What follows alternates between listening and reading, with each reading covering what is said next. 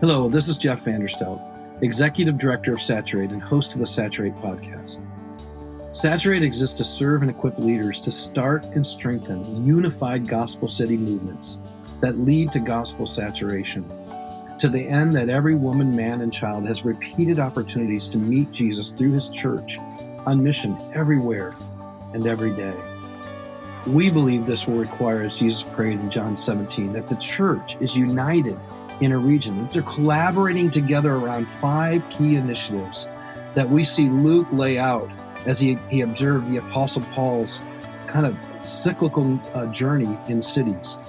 They would pray and wait on the Holy Spirit to lead and direct. So there's this prayerful dependence, that they would preach the gospel and make many disciples. So there's this disciple-making emphasis, that they would strengthen people, that there's a sense of leader health that they took very, very seriously, and that they would serve the city, that they would see the kingdom of God brought forth in tangible forms, whether that was serving or miracles, but in some way or another, they brought good news to the city in tangible form. And then they would start new works. They appoint new elders and move on and do it again. And so we see the same thing happening, that we're going to see new churches started, new nonprofits started, new businesses started that all embrace these previous 4: prayer, disciple-making, leader health, and serving the city. Now, we've been spending some time on disciple-making specifically, and looking at some content from my most recent book, which is called 180, A Return to Disciple-Making. But this particular week, it's going to shift a little bit, not just from disciple-making, but into actual leader health, which is actually a key part of disciple-making, to be clear. If we truly make healthy disciples who make disciples, we'll have healthy leaders. And it's part of a 2-week podcast where the last time we were together, we talked about the Spirit-empowered ministry. And in the book, I talk about this shift from striving to thriving. In order to do it, we've got to be walking in empowered by the Spirit, but we also have to take seriously our own relational journey, our own health with our relationship with God and ourselves and others. And I thought, this time I think I'm just going to read from my book. I'll do a little bit of editing in it, but I feel like I captured it pretty well. And sometimes people just want to listen to books anyway. So I thought this time I'll just take the book and read what I wrote in this particular chapter around my own journey. And I start with just saying the kind of key title of this first part of this chapter is Hitting the Wall. And just prior to just prior to COVID breaking out, I did hit a wall. I'd been in some form of vocational ministry for 29 years at that point, and my body and my brain couldn't stay silent anymore. And it's interesting. Your body and your brain are a wonderful gift to you if you'll pay attention. They can definitely help you survive and get through difficult and traumatic times, but eventually they're going to tell you when it's too much. And if necessary, they'll bring you to a halting stop so that you'll actually take care of yourself. Now, in my case, I didn't come to a physical stop, though I've had friends whom that's happened with. But I did get to a place where I knew it was too much, that things needed to change. Now, a little background story. In the years prior to that particular event happening, there were some cracks forming. There were some warning signs showing up. And for me, and I had people around me, I think, who were bringing it up to me. I think they were trying to be careful and gentle and cautious, and maybe they were a little afraid of how I'd respond, because I frankly, I don't think I was very emotionally healthy. But the breaking point for me came when my best friend and my son, really a son in the faith to me, like a Timothy was to Paul, his name is Randy Sheets, when he took his life. And this was in November on the 14th in 2019. And he had been the man I poured my life into. He and his wife were best friends to Janie and I. We went on vacations together. We just loved them so much. In a lot of ways, he was one of the best examples of a disciple who I had become like a spiritual parent to. And I was really, I'll be honest, I was pretty proud of what God had done in his life and our part in it. And he and his wife Lisa lived with us for a season in their first year of marriage. not only did I get to disciple them, but Janie and I, we mentored them, and we mentored them even into his first leadership role, which was to be the lead teaching pastor at Soma, as I handed the baton off to him to move on to replant a church in Bellevue. Now, a little backstory on that. In the fall of 2014, I'd been asked to consider stepping into what had been the live preaching campus of Mars Hill in Bellevue and to restart a new church. Many of you know of that story where Mark had gone under an investigation. They were bringing the conclusion that he needed to definitely get some help. He and Grace decided that it was time to move on. So they left, and all the campuses became their own local congregations. And some of them didn't have any leadership to do it in. And the one that was a live preaching campus didn't. And so they asked if I would step in and begin to basically plant a new church out of that. And that new church was eventually called Doxa. We also had elders from Mars Hill Sammamish who also didn't have a plan for moving forward. They joined us, and they brought some other people from that campus to join this new church called Doxa. Now, some of you listening know some people who actually thought I was crazy. In fact, I had many ministry peers around the country, they couldn't believe that I was doing this. They were dumbfounded because our models of ministry were quite different. And so this felt like a hard left turn to them. In fact, one person told me he thought it was ministry suicide because I was going to lose a lot of my credibility in what appeared to him like a departure from what I had taught so long. Some sadly thought I should just let the church die, to which I argued, just because the shepherds left the sheep, it doesn't mean that we don't care for the shepherdless, that these sheep still need to be cared for. There were others who were watching from afar that were concerned about my emotional well-being. In fact, I remember one particular leader from Mars Hill, Bellevue, who eventually became an elder at Doxa. He asked me during one of the interviews before I stepped into the job, he said, "Why in the world would you ever come and take this job?" I think he was concerned that I was either crazy or I didn't really know what I was getting into. And the truth is, it turns out both were a little true. I definitely was crazy. There's stuff I needed to find out about myself. And I also had no clue, honestly, about how hard this work would be. Some might remember Paul David Tripp saying he thought this, after his time on the external board, that it was the most toxic situation he'd ever seen. Some of you might have listened to the podcast I did more recent, or a little while ago, with Chuck DeGroat, who is the author of When Narcissism Comes to Church. He also just released a brand new book that I haven't read yet. It just came in, but it's all about getting healing that we need. It's called Healing What's Within, and I think it's going to be an amazing book. I'm hoping to have him on the podcast soon so we can hear more about the book from him. But I shared with him that I think I was terribly naive when I stepped into that job. I'll be honest, sometimes it takes us not really knowing what we're stepping into in order to have the courage to step into it. I think knowing what I know now, I wouldn't have stepped in the same way. In fact, I told him, now that I know a lot of what I've experienced and how unhealthy I was personally, and how that made it even harder for me to lead this well, I told him if I knew all that, I would have probably called him and a few others that are really good at discerning emotional health of leaders and whether culture is emotionally healthy. It would have been wise for me to bring them in and assess me, how healthy am I for this job? Because frankly, I didn't know how unhealthy I was emotionally, but also assessing the context and then advising and coaching me on how to better navigate these waters I was walking in.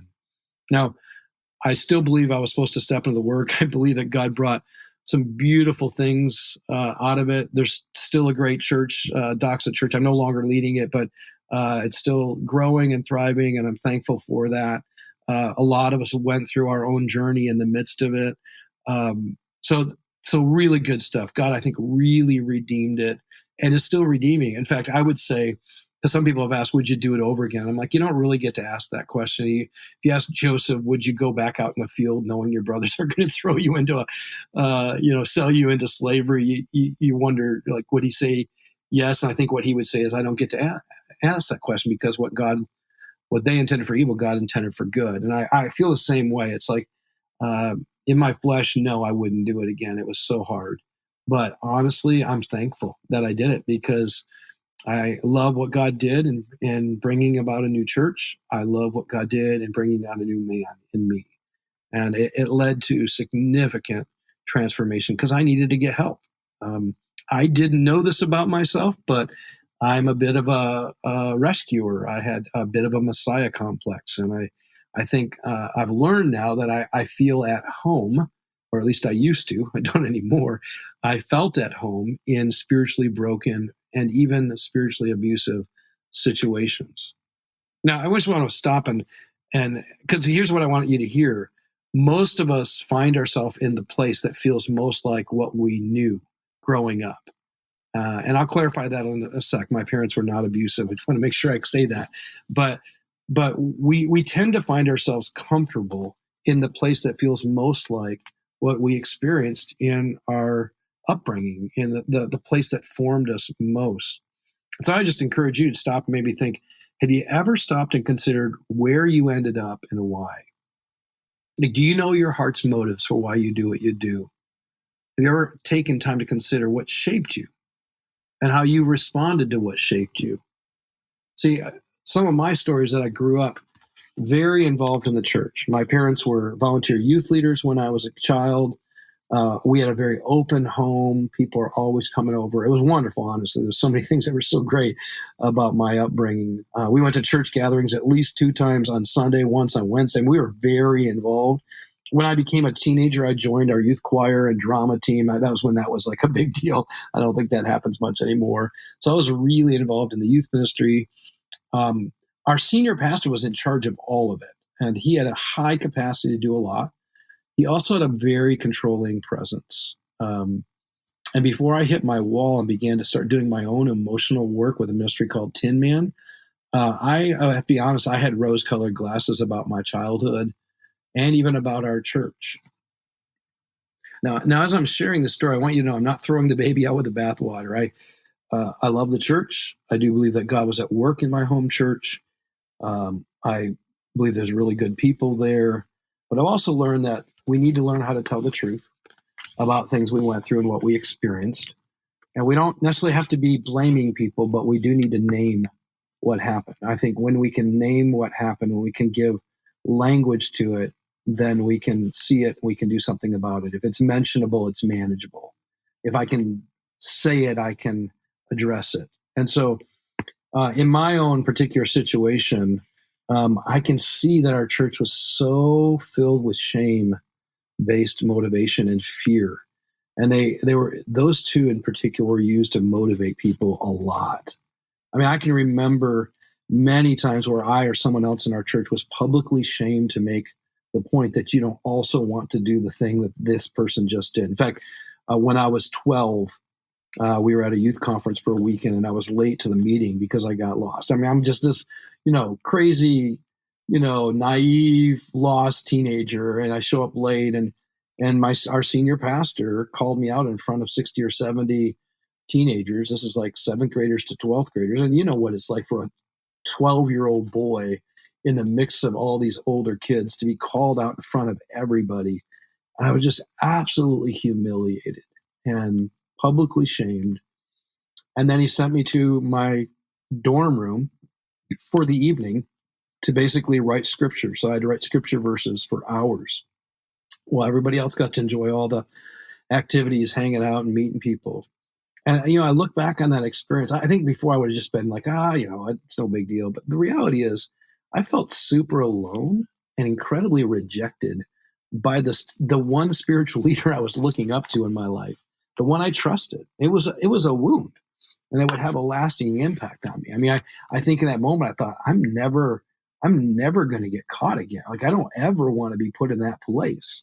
And then just a few years later, when I was 16, I was dating a girl, and we had sex, and she had told our youth leaders that that she was pregnant. And they met with me to confront me and let me know that we were going to need to go talk to my parents. So we went to my house, and they kind of coached me on telling my parents. And my parents were unbelievably loving and gracious and kind. I remember both my mom and my dad just hugging me and telling me that they loved me and that they were going to walk through this with me. And I really did experience significant grace, but I will tell you the leadership of the church was not so gracious. In fact, our pastor told my girlfriend and I that we would have to now stand up in front of the church and confess our sin publicly. They really wanted to make a statement that to all the other teenagers that this is what happens to you if you do what Jeff and his girlfriend did. Now, it's interesting. Before we were going to go public, my girlfriend confessed that she had made the whole thing up, that she had never been pregnant. Just was like, "Are you kidding me? You put us through all of this." But that's another story altogether. But after they found out that she wasn't pregnant, then we were told we no longer had to confess in front of our church. And man, did we learn the lesson, right? Just don't get caught. Learn to hide to avoid being shamed. And that's what I learned. That was the subconscious message that went through my mind for years. And I learned how to hide in a lot of ways. I learned how to hide through religious performance in the church. I went door to door evangelism. I want to be clear. I had not yet experienced Jesus give me a new life. I didn't come to experience that till I was 21. So I just learned how to be a good religious kid who went through the motions and did everything that would get me accepted at that church so that I wouldn't be shamed again. But the problem is I did that in every area of my life. I did that in athletics. I became really good at every sport I played.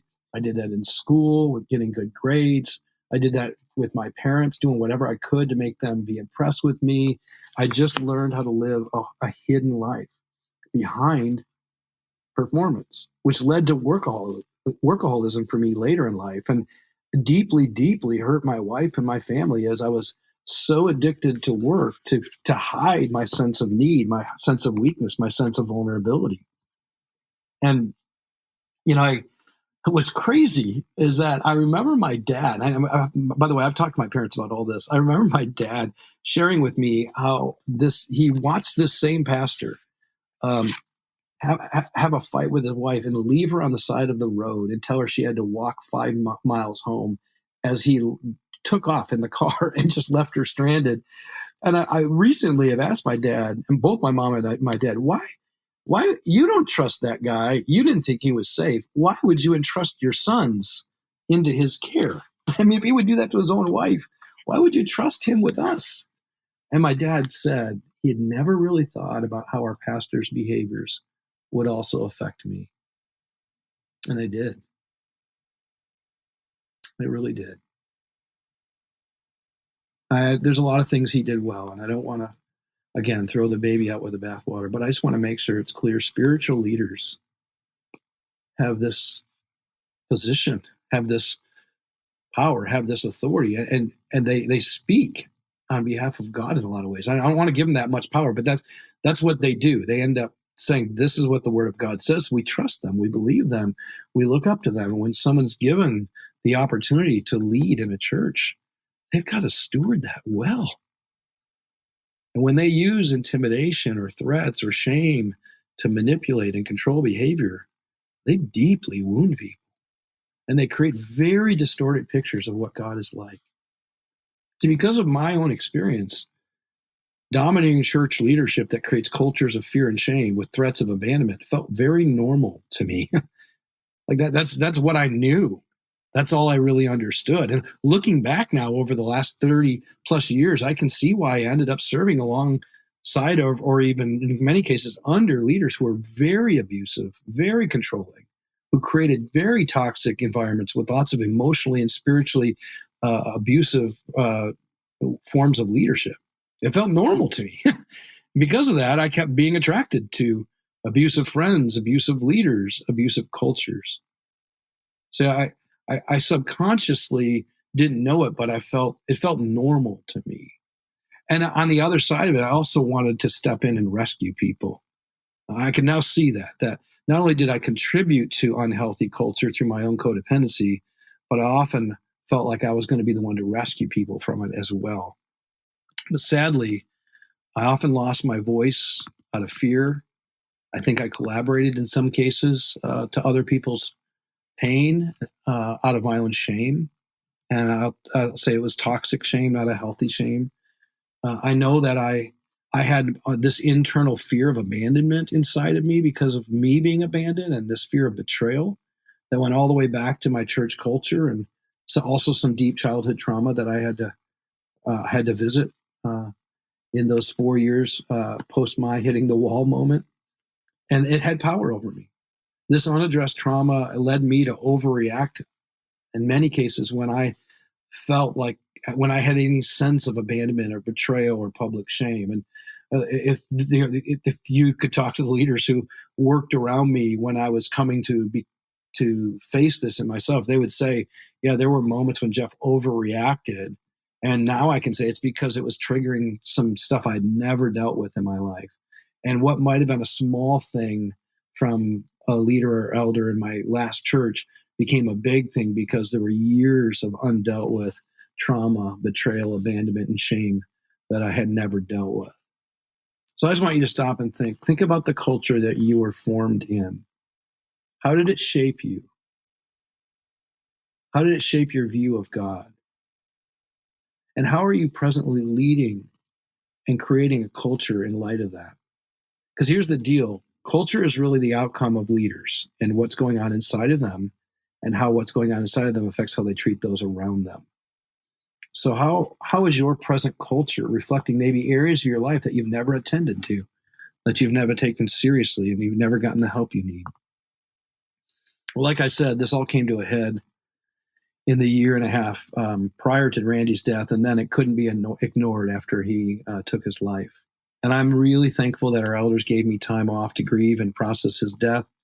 And later they helped to cover the cost of me getting help myself with Tin Man Ministries. I met with a Tin Man coach. His name is Robin. So thankful for him. I met with him once a week for 14 months. I also did a week-long intensive where I did a ton of work on my own story. That was an incredibly transformative experience in my life. I will forever thank God for giving me that. And I discovered that I had significantly impaired my own feelings, my emotions, that I'd learned as a child that feelings were bad and they shouldn't be trusted. I belittled or diminished any feeling of sadness or hurt or loneliness or anger. I remember sharing with my Tin Man coach about a terribly sad and painful time once in my life, and we were looking at each other over Zoom, and he's like, "Why are you smiling? This isn't funny." Because I could see his face and I could see mine as well, because, in Zoom, you can see yourself on the other side. I realized in that moment what I'd been doing most of my life. I'd just been making light of my pain and my sadness as though it wasn't a big deal. I just learned how to live with it, learn to live with things that are you lose, things that hurt you, learn to live with ongoing toxic shame. It's interesting when I'm now meeting with people, because I'm also a Tin Man coach. Oftentimes I'll hear them say, well, I didn't have it as bad as somebody else, or at least this didn't happen to me. And I'm always like, why are you not taking care of you? Why are you not paying attention to the fact that this hurt you, that this affected you? You don't have to compare yourself to other people. This is your story. Legitimize what happened to you. Like it matters. You were hurt. You were shamed. You were broken. These things matter. And so I would do that to myself all the time. At least I didn't experience this, or it's not that bad. And I would just put a veneer over everything and not ever face it. And it was my way of not wanting to be in need, honestly. It was my way of not wanting to live into Jesus's Beatitudes, where he says, "Blessed are the poor in spirit, for theirs is the kingdom." I didn't want to be poor in spirit. I didn't want to mourn. I didn't want to experience that kind of meekness that recognize that I need others, that I need Christ in these ways. And I was really harsh on myself. My coach, I remember one time said, you got to stop shoulding on yourself. Shoulding, meaning shoulding. So I would regularly say, I should have done that, or I shouldn't have done that. He's like, you got to stop shoulding on yourself. Now, why am I sharing all this? Because here's the deal. Whatever happens to us happens through us. And how we internalize what happens to us will, and not might, it will shape how you treat others, how you lead, how you create culture. I mean, if I'm shaming myself for falling short, you can be certain others were feeling shamed when they felt short. Even if I didn't say the word shame on you, even if I didn't come down on them, they were feeling it, because if it was in me, it was around me. I remember asking my oldest daughter as I was doing a lot of my work, I'd been further down my journey so I could handle what she was going to share with me. I just said, what was it like being on the other side of me? As your dad, how did you experience me? And she, with a lot of courage, said, Dad, I always believed that you wouldn't be proud of me unless I was as competitive at sports as you were. And I'm telling you, that hurt. I mean, I'm glad she said it, and I can see it. But my own toxic shame had created a culture of performance in my own household. Even though I regularly told my children that I loved them and accepted them no matter what they did, what they felt was not that. And what I know now is that I think I created a lot of cultures that were not healthy in the organizations that I led. And I'm thankful that God's kind and gracious to me, but I know that I affected people in a negative way. My family first, but also the ministry staff and church members that I've led. Did God work through a broken man? Absolutely. Of course he did. And yet, God loved me enough to also not let it continue. He let me hit a wall. He let me get help. And I don't know what would have happened if I didn't. Thankfully, my wife and my children would tell you right now, they have a different husband and a different father. And it's because people love me enough to encourage me to get the help I needed. I know I have a lot of work ahead, but I'm thankful God and his grace gave me the help I needed and still is surrounding me with people that are helping me. So what about you? How healthy are you? How healthy is your leadership? How emotionally and relationally healthy are you? Ask those around you. I know that sounds risky. I know that might be scary, but ask others around you, what's it like to be on the other side of you? How do they experience you? If you do, be prepared to listen. I mean, I was not healthy enough to hear it before. I moved towards justification. I moved towards defense. But I'm telling you, there's people who know you and love you. And if you're open, they'll tell you what it's like to be with you. Again, if it's mentionable, it's manageable. If you can hear it, if they can say it, then you can do something about it. And some of us need to hear the truth so we can get the help we need. The other reason this is so important is because the kind of disciples that we make is going to be shaped by the kind of leaders we are and the cultures we create. Jesus said, everyone who is fully trained will be like their teacher. This is true of parents with their children. It's also true of leaders of ministries, churches, nonprofits, and businesses. So think about your context. Consider your culture. How is the culture that you lead or contribute to forming people and their view of God? This is why Paul told Timothy, watch your life and your doctrine closely. Persevere in them, because if you do, you will save both yourself and your hearers. I remember preparing for a training session I was about to do with some young business leaders from Indonesia several years ago. The news about Ravi Zacharias had just been made public. And the people that were facilitating the training mentioned before I went live that the people I was going to speak with were really struggling with what to make of this news. They had revered Ravi. I mean, he was, in a lot of ways, the Billy Graham of that part of the world. And they were confused, they were angry, they were dismayed. And sure enough, as soon as we got started, one of them asked me, how could this happen? And do you think he was even a Christian? And I said, well, it's not our job to answer the second question. And I would say, I believe he was. I didn't say that to them, but I do. And I was deeply impacted and so thankful for his life and the way God did work through him in my own life personally. So I didn't want to answer that one, but I did say, I think I might suggest maybe some possibilities on how to answer your first question. Like, how did this happen? And I said, I don't know. I never knew Robbie personally, so what I'm about to say is just conjecture. But I went on to explain all of us do what we do because of deep needs that need to be met and desires that want to be satisfied.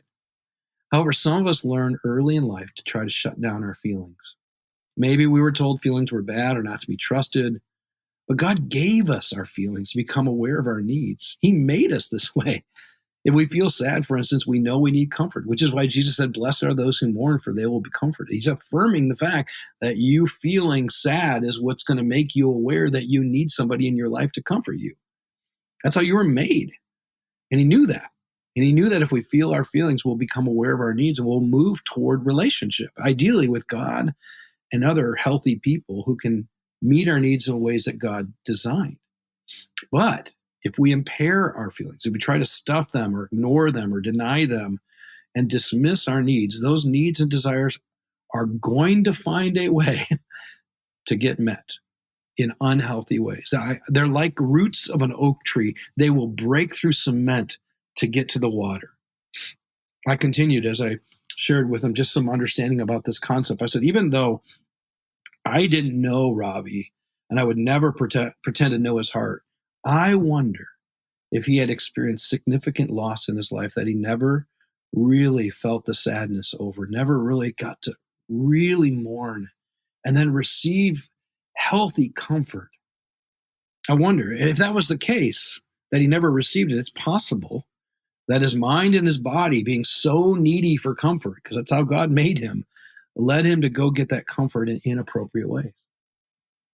I also wonder whether he had experienced significant pain in his life, but he just dismissed it and never received the attention that he needed to bring deep healing. If that's the case, then it's possible he went to inappropriate places to get attention and a false sense of healing.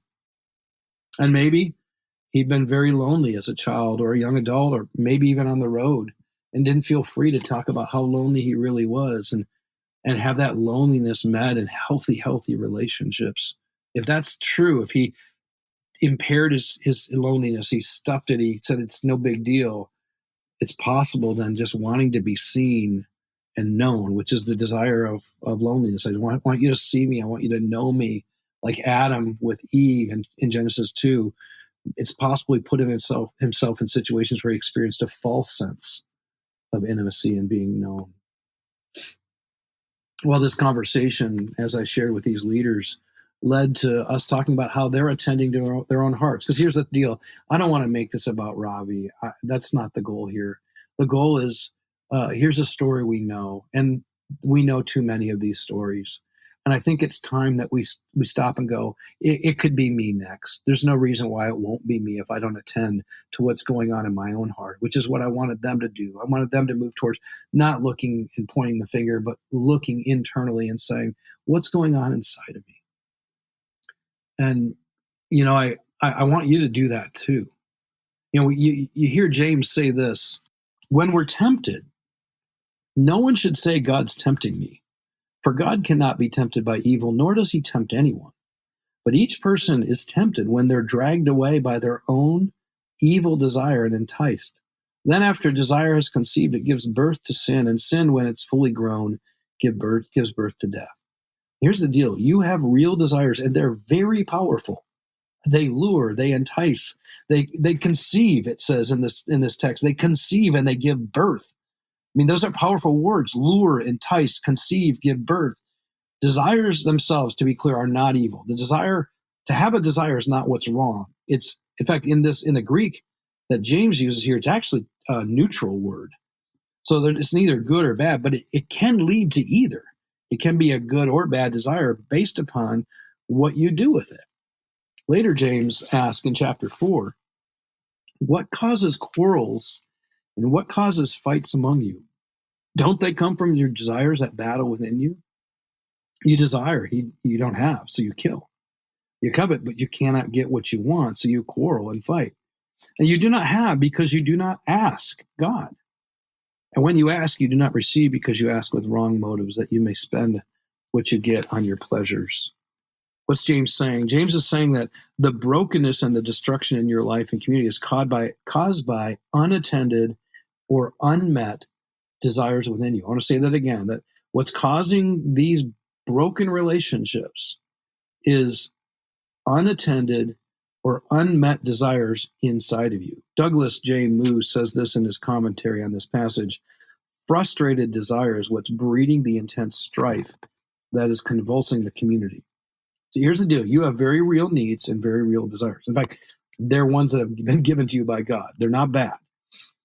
But if you're not attending to them or you're meeting them in an inappropriate way, they will war within you. They'll actually begin to destroy your internal world. So if you aren't aware of desires in your life, or you aren't attending to desires in your life, or you aren't getting those desires met in inappropriate ways, they won't just destroy your insides, they will destroy your outsides as well. So are you attending to your heart? Are you aware of what you need? Do you know what you desire? And the question you might be asking is, well, how do I become aware of what I need or what I desire? And that's why you've been given the feelings. We'll come back to that now. You become aware of your needs and your desires by paying attention to what is going on inside of you, by feeling your feelings. There's a lot of work that's being written about this. I'm really thankful. Even just read recently a book by Jenny Allen called Untangle Your Emotions. And she talks about this very thing. I'm actually working on writing a book about it as well. Because here's the thing. I became aware in my own work that, there was this deep fear in me of being betrayed or abandoned. But before doing this work, I had no idea that it was even happening. I didn't know there was a fear inside of me. I didn't attend to this fear inside of me. So anytime it came up, I would just stuff it down. I would deny it. I would embrace this, I think, falsity that we hear oftentimes in Christianity, which is fear is the antithesis of faith. So it's like, if you fear, you don't have any faith. And so I'd constantly repeat that to myself. So instead of feeling my fear and paying attention to what I needed when I felt my fear, I just stuffed it. I just, kept hearing the Bible's command, fear not. But I didn't pay attention to what comes after the fear not. Throughout the Bible, fear not is followed with, for I am with you, or fear not, because I have overcome the world. Jim Welch actually writes a really good post on this, that even though fear not is the most repeated command in the Bible, it's actually an invitation to faith. Having fear is not a bad thing. In fact, I'd say it this way. Having fear is the indicator that you need to put your faith in somebody bigger than you, wiser than you, someone who's in the light when you're in the dark. And so feeling it is a real gift, right? That's why the fear of the Lord's the beginning of wisdom, because fear tells you there's real danger in the world. Fear tells you you might actually need help. Fear tells you you don't have all the answers. Fear tells you the solution might be in the dark, but there's someone who's in the light. Like, the beauty of fear is you become aware that you need help from God or from others. When a child is afraid in the middle of the night, no one says it's bad that the child is afraid. That what the child needs is to run to mom and dad and crawl into bed and know that they're not alone in the dark.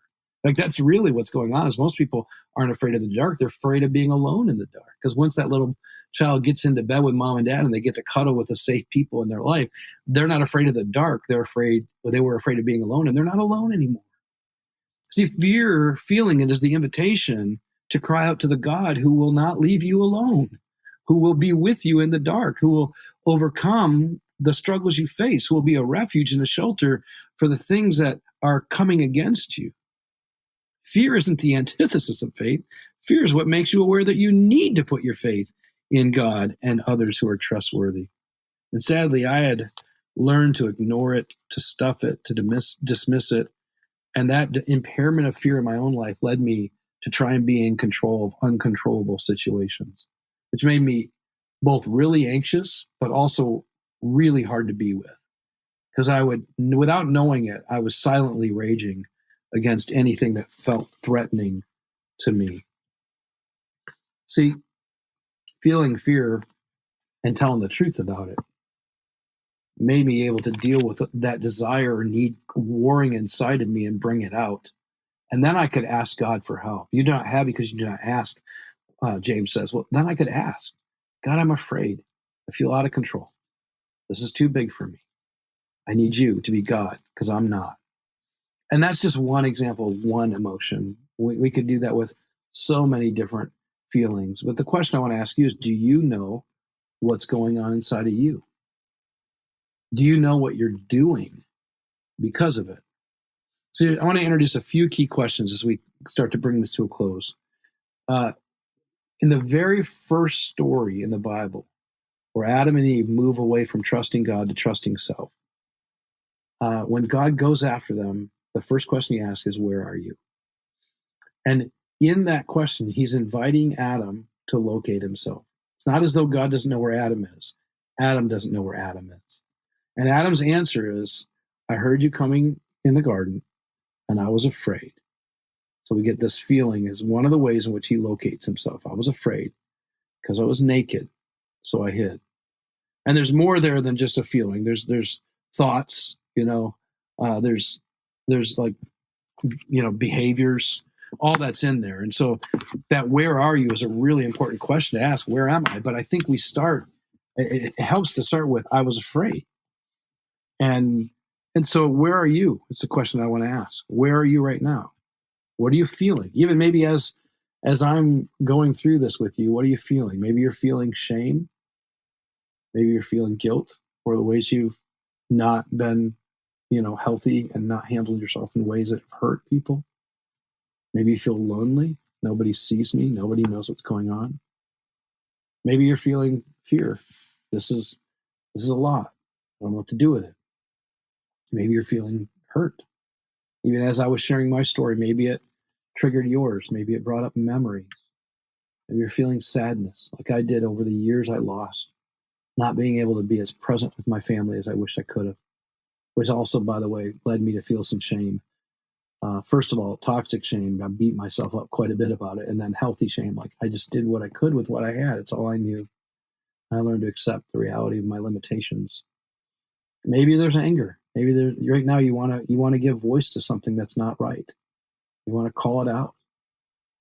Maybe you're glad. Maybe you're going, man, I've already been through this journey. I've learned so much. Or even as you're discovering you're learning a lot right now, you're like, I'm so thankful to even think about where I'm at and have the freedom to be honest about what I need. So where are you right now? What are you feeling? And what's interesting is the next thing God says as they describe what they did is he said, who told you? And that's the question I want to ask you is, what story have you been believing? What has been informing how you think about emotions, how you think about needs, how you think about being able to embrace weakness? Because it's in our weaknesses, Paul says, that God's power is made perfect in us. Like, what story have you been told? Now, the story you heard me say was, don't ever get caught, because you do everything you can to avoid being shamed again. And so I learned to perform. I learned to pretend. I learned to deceive because of the story I believed. And not only did I believe that story, but I also believe the story that your emotions are not good. They cannot be trusted. You should not pay attention to them, and strong people don't have them. And that was another lie. That was a story I was living with. So where are you? What story have you been told? Or whatever, who told you what story you've been believing? And then he asked the woman, what have you done? And that's the question I want to ask you as well. In light of your internal reality, in light of your story, the things that you believe, the ways you've lived, what have you done in response? And I shared the story of Robbie because he clearly did some things, at least from what we know, that were a very unhealthy response to internal needs. I overworked. I lived in isolation. I fought for self and a false sense of control. I mean, I did a lot of things. There's a lot of things I did. I think I sabotaged relationships when I felt like they might betray me or abandon me. There's a lot that I did. What have you done? Or maybe what are you about to do? I have a lot of friends in ministry who have watched their lives blow up, their marriages fall apart, and sadly, even some of them take their own life. And I think my desire is that would end, that we would start to show up with what we're experiencing in a safe place with others. Something's got to change.